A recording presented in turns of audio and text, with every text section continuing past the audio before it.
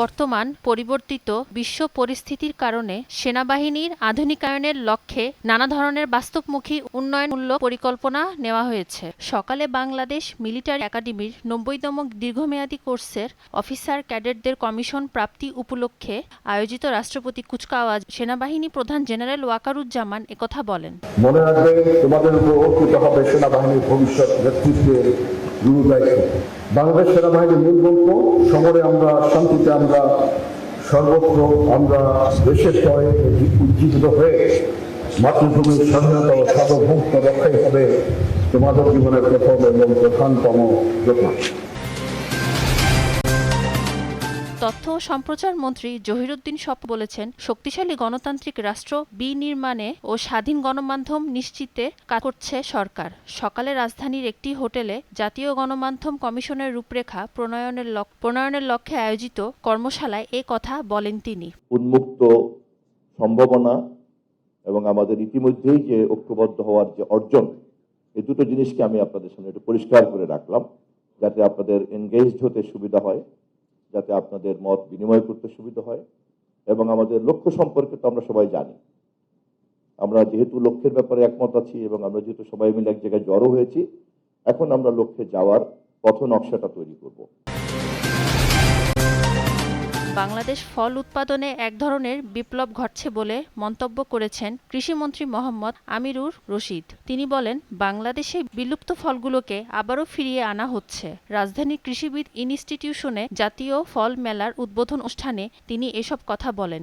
মন্ত্রী বলেন, যে ফলগুলো আমদানি করা হতো সেগুলো এখন দেশে চাষ হচ্ছে। বিদেশি একটা ফলও এখানে উৎপাদন করে আমরা পাঠাতে পারবো।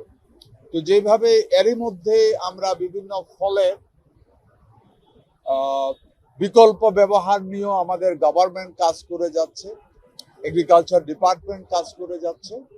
আপনারা এখানে গেলে দেখবেন কাঁঠাল দিয়ে বিভিন্ন ধরনের পিঠা থেকে শুরু করে সিঙ্গারা, চমুচা থেকে শুরু করে সবকিছু তৈরি করেছে, কাবাব থেকে শুরু করে। মজার ব্যাপার হলো, এই কাঁঠালের কাবাব বা কাঁঠালের সবজি ফুড ভ্যালুতে কিন্তু এটা অনেক হাই। গত ২৪ ঘন্টায় হাম উপসর্গে সিলেটে আরও ২ শিশুর মৃত্যু হয়েছে।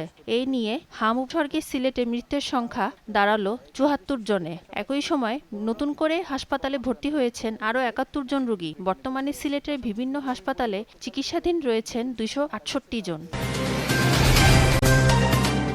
যুক্তরাষ্ট্র ইরান সমঝোতা স্মারকের লিখিত দলিলে মার্কিন প্রেসিডেন্ট ডোনাল্ড ট্রাম্পের পর সই করেছেন ইরানের প্রেসিডেন্ট মাসুদ পেজশেকিয়ান। খবরটি নিশ্চিত করেছেন স্থানীয় সংবাদ মাধ্যম ইরান ইন্টারন্যাশনাল। এর আগে স্থানীয় সময় বৃহস্পতিবার ফ্রান্সের ভার্সাই প্রাসাদে দুই দেশের মধ্যকার চুক্তিতে কপিতে সই করেন মার্কিন প্রেসিডেন্ট ডোনাল্ড ট্রাম্প।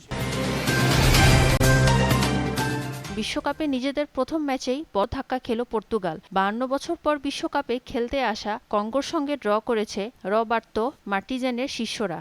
ইতিহাসের মাত্র দ্বিতীয় ফুটবলার হিসেবে ষষ্ঠ বিশ্বকাপ খেলতে নেমে ম্যাচ জুড়ে নিষ্প্রভ ছিলেন পর্তুগালের প্রাণভোমরা ক্রিশ্চিয়ানো রোনালদো। ১৯৭৪ সালের পর প্রথমবারের মতন বিশ্বকাপে খেলতে এসেছে কঙ্গো। দলেই নেই বড় কোনো তারকা।